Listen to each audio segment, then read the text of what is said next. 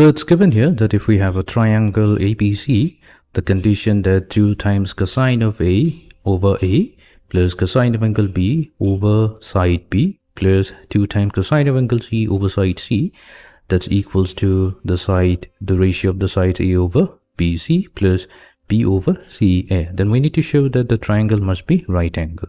Let us begin. Now we'll start with whatever is being provided to us. Here we are given.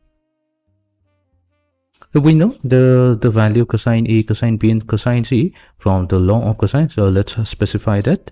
So for a triangle ABC, the sides opposite to angle A, B and C are represented by the side A, B and C in lowercase respectively. Then cosine of angle A is given by B squared plus C squared minus A squared over 2BC. Similarly, we can define cosine of B and cosine of C in terms of their respective sides. So now we will substitute the value cosine A, cosine B and cosine C onto the left hand side. So we get 2 multiplied to cosine of A, so that will be B squared plus C squared minus A squared whole divided by 2 times BC. But we already have an A here, so we get 2ABC in the denominator. For the second term, we have cosine of B. So cosine of B is C squared plus A squared minus B squared whole divided by 2CA. And we have B in the denominator. Plus, we have 2 times cosine of C. So that's 2 multiplied to the value of cosine of C is A squared plus B squared minus C squared divided by 2 times AB. And we have C in the denominator. So this will be equals to A over BC plus B over CA. So let's add them. We have a common denominator of A, B, C. And in the numerator, we're going to get A squared plus B squared. Now we can factor out. So here we are factoring out 2 from the numerator and the denominator of the first term. Similarly, we can factor out 2 from the numerator and denominator of the third term.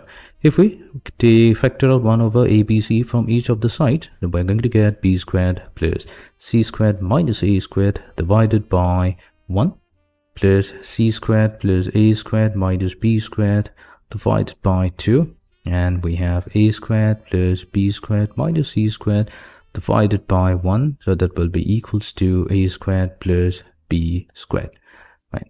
So let's further simplify, multiplying throughout with 2. So we have 2b squared plus 2c squared minus 2a squared plus c squared plus a squared minus b squared. Then we have 2 multiplied to the third term, giving us 2a squared plus 2b squared minus 2c squared. But this will be equals to 2 times the expression on the right hand side. So that's 2a squared plus 2b squared. So let's see, a couple of terms will get cancelled out. So we have 2a squared from the left hand side cancelling out, also 2b squared cancelling out from the left hand side and the right hand side. Next we have, let's further simplify this. So we have 2b squared minus b squared. So that's going to give us positive b squared. Then we have positive 2c squared plus c squared. So here we have positive 2c squared, negative 2c squared cancelling out. So we're left with only positive c squared. And then we have negative 2a squared plus a squared. So this is going to give us minus a squared equals to 0. So we're getting the condition that a squared equals to b squared plus c squared. This is the Pythagorean theorem, which is the criterion that ABC must be a right angle triangle where the longest side of the hypotenuse is A and the other 2 sides are B and C.